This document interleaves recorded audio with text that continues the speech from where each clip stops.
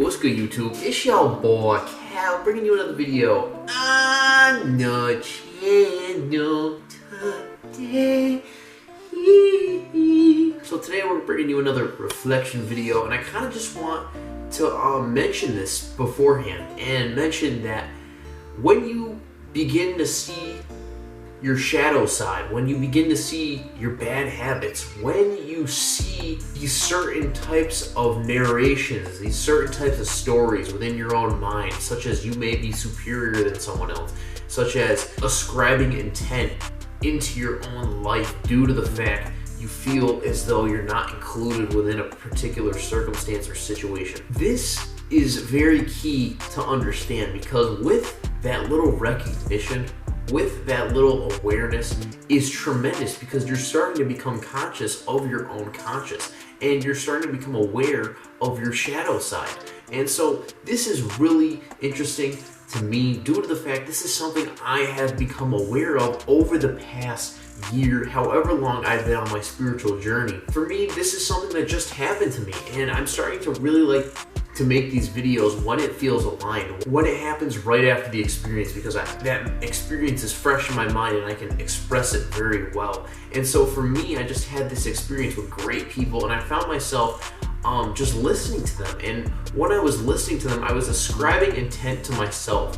And what does that mean? When I was ascribing intent, I kind of placed a great deal of meaning on myself in that situation, acting like as though they were always thinking about me and how I would come up with these hypothetical scenarios where I would enhance myself more than them. I was present in these situations, and I was aware of the thoughts coming into my head, and to a certain extent I did identify with them due to the fact they changed my emotions. It affected my state of mind. I'm almost glad this happens, because it shows that I have something to work on. Even though I'm already whole and complete, I know that I still to some extent identify with my mind. And you know, thinking has become a disease, and thinking I'm addicted to, and it's something that nearly every human being on this planet, I'm sorry to assume, but it's pretty much a fact, is addicted to thinking. And this is something that is their fault, but it is also not their fault at the same time, due to the fact it has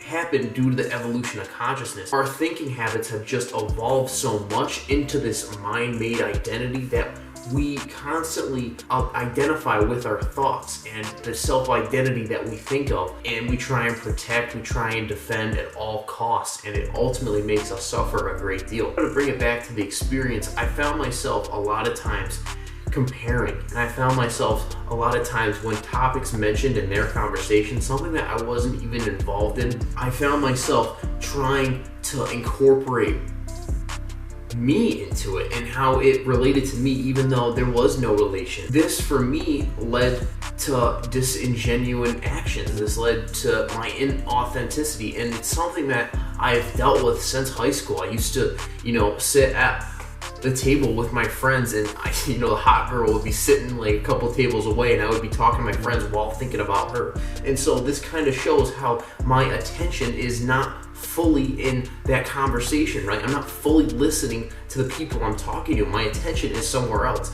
Therefore, it affects my reality. And that is exactly what happened in this particular situation. And I find myself, when I'm alone, I'm good. But when I'm in a situation, in an environment with other people, I tend to lower my vibration. I tend to lower my energy.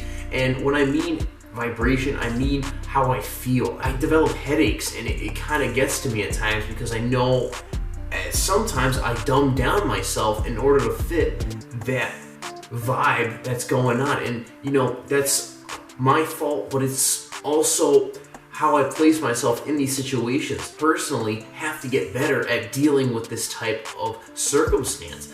And so I just want to ask you guys the question: have you ever felt this in a particular situation, that you feel as though the narration in your mind kind of takes you over, and it almost builds up this mind-made self-identity to enhance your being, to make you feel better about yourself, even though you have a false sense of security? Does that happen to you?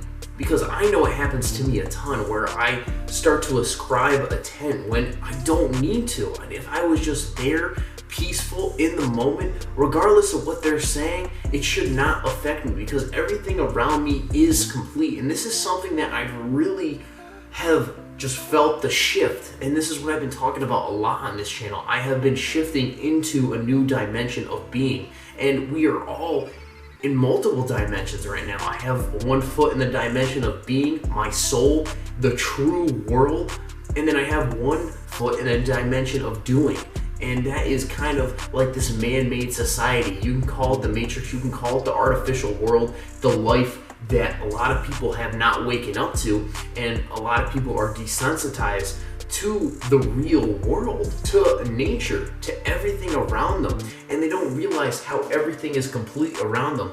And a lot of times they find the imaginary world more fascinating than even this. Like this, everything around us is complete. My hand, like there is a deeper reality to my hand. Like there are trillions of cells in my body right now, and they work perfectly in harmony. I kind of went on a little side tangent there, but just to connect this back, I find myself a lot of times in situations identifying with my false self, trying to make myself more enhanced or feel less than in a certain situation, and it ultimately takes a toll on my well-being when, if I was not identifying with my thoughts, I could cut it at the root. This is something I hope can help with you guys, because if you're able to recognize it in that particular situation, and I know when I was able to kind of stop it, but I know it affects me, and it really, I feel as though, blocks all true relationship that I have with other people. It gets between me and my mom, it gets between me and my friendships, and it gets between me and myself at times. This identification with thought, these thoughts that come in, and they're like, oh, Cal, just because you're not involved in the conversation, you gotta act a certain way, you gotta do this. And that by no means am I trying to have sympathy. I'm just trying to reflect, and maybe you can resonate with this. But ultimately, this is just a story. This is just me expressing myself. And I know I'm already whole and complete, and I know this present moment is everything. It is everything and nothing at the same time. Love yourself because I love you, baby. And yeah. Don't compare, don't judge. Just be present and watch your thoughts, because you are already whole and complete. And make that shift happen, because I am constantly in a peaceful state of mind. And with that awareness, you can be conscious of your own thoughts, and you are naturally peaceful. You are naturally blissful. All these things you already have, you don't need to seek for externally. How can you add something that you already are? You're already complete. You're not on a journey. You're not on a process. You just need to take a step back and just stop and just listen and do nothing. Effortlessly connect with your consciousness and then see what happens, because that's the true reality. So I love you guys. Take care and peace the fuck.